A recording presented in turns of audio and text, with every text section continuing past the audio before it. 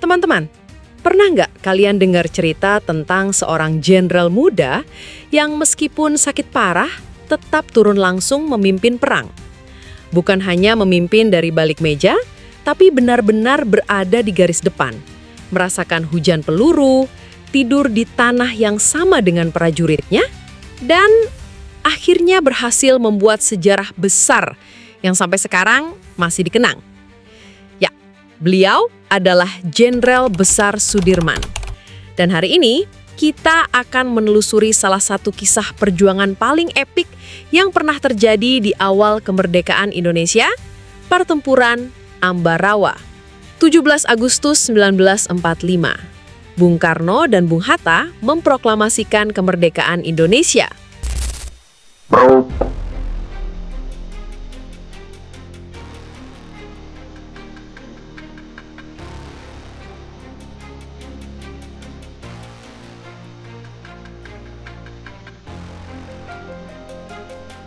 Hah?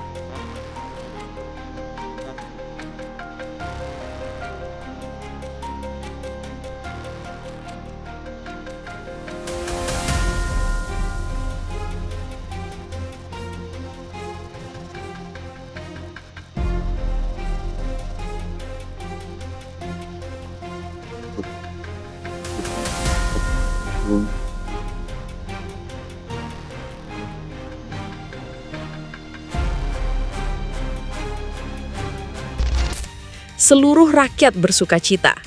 Bendera merah putih berkibar di seluruh penjuru negeri. Tapi euforia itu ternyata tidak bertahan lama.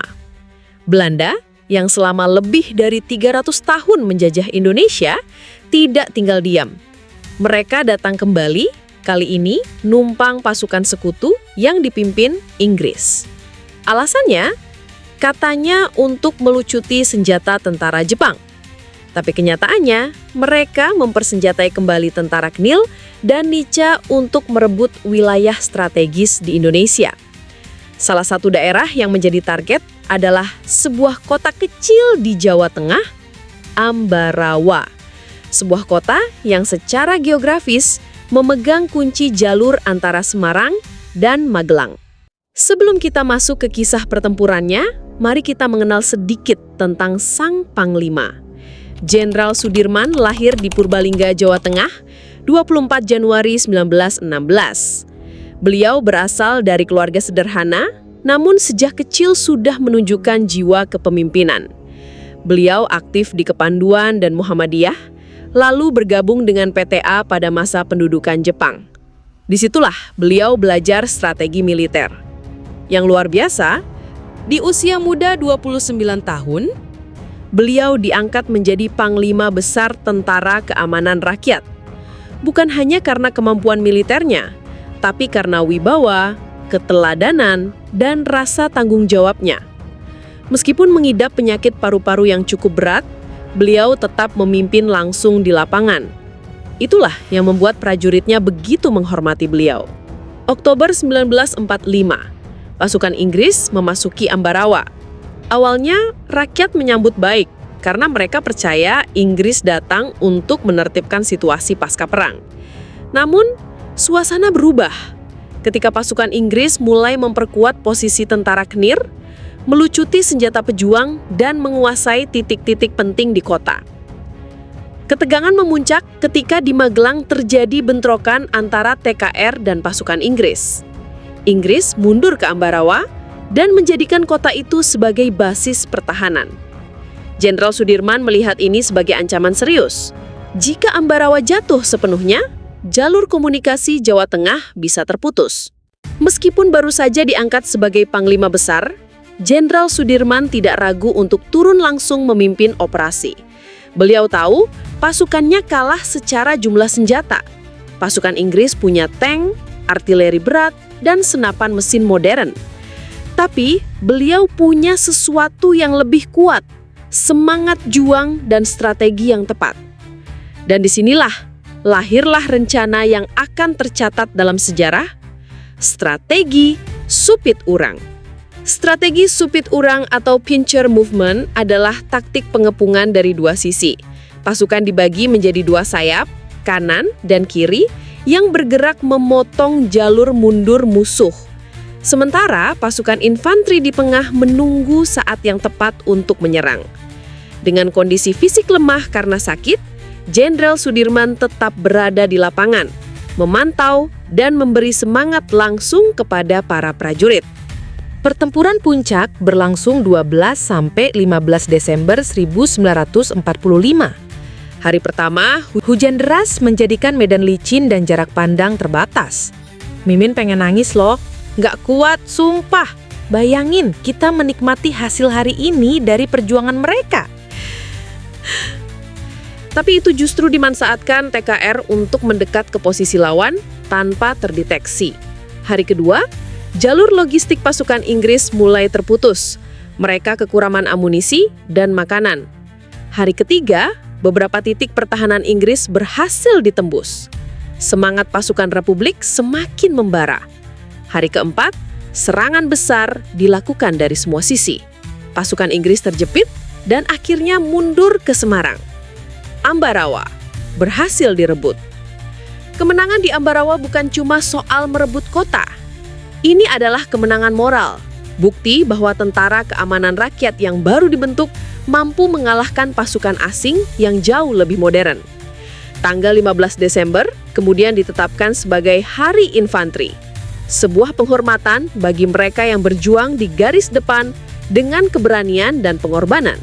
Kalau kita membayangkan panglima perang, biasanya sosok yang sehat, kuat, dan penuh tenaga. Tapi saat pertempuran Ambarawa, kondisi Jenderal Sudirman sangat jauh dari itu. Beliau menderita penyakit TBC paru-paru. Dokter sudah menyarankan beliau untuk istirahat total. Tapi jawabannya sederhana. Bagaimana saya bisa beristirahat jika negara saya sedang berperang? Bayangkan, di medan yang becek, dingin, menusuk tulang, dan hujan deras hampir setiap hari, beliau tetap ikut bergerak dari pos ke pos. Kadang, beliau harus dipapah. Kadang, beliau hanya duduk di atas tandu sambil memantau jalannya pertempuran. Tapi matanya, tatapan itu, tetap tajam, memberi semangat luar biasa bagi prajurit di sekitarnya. Pertempuran ini bukan hanya dimenangkan oleh tentara. Rakyat sipil punya peran yang sama besarnya. Ibu-ibu di desa sekitar Ambarawa memasak nasi dan sayur seadanya, lalu mengantarkannya ke garis depan dengan resiko tertembak. Anak-anak remaja menjadi kurir, membawa pesan dari satu pos ke pos lain, menyelinap di antara ladang dan semak-semak. Bahkan para petani ikut membantu membuat lubang jebakan dan memblokir jalur tank musuh dengan pohon tumbang. Inilah bukti bahwa kemerdekaan Indonesia memang diperjuangkan oleh seluruh rakyat, bukan hanya oleh tentara di garis depan. Kalau rakyatnya tidak kompak, Ambarawa mungkin akan jatuh ke tangan musuh lebih lama. Dari sudut pandang militer, kemenangan di Ambarawa punya dampak strategis besar. Pertama, jalur vital antara Semarang dan Magelang kembali dikuasai Republik, memudahkan distribusi logistik dan komunikasi. Kedua, kemenangan ini mengangkat moral pasukan di seluruh Indonesia. Ingat, saat itu TKR masih baru terbentuk, belum punya sistem persenjataan modern. Jika mereka kalah di Ambarawa, pasukan asing akan semakin percaya diri untuk merebut kota-kota lain di Jawa Tengah. Kemenangan ini juga membuat dunia mulai melirik bahwa Indonesia bukan sekedar proklamasi di atas kertas. Kita bisa dan mampu mempertahankan kemerdekaan dengan kekuatan sendiri. Kalau kita tarik pelajaran dari kisah ini, ada 3 hal besar yang bisa kita ambil.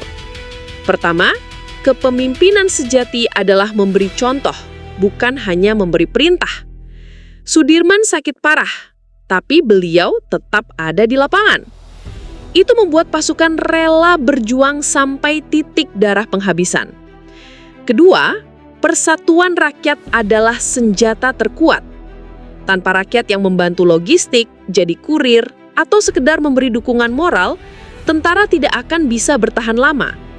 Ketiga, kemenangan tidak selalu tentang senjata yang paling canggih, tapi strategi, tekad, dan keyakinan. Strategi Supit Urang Sudirman membuktikan dengan otak yang tajam dan hati yang teguh, pasukan kecil bisa menaklukkan pasukan besar.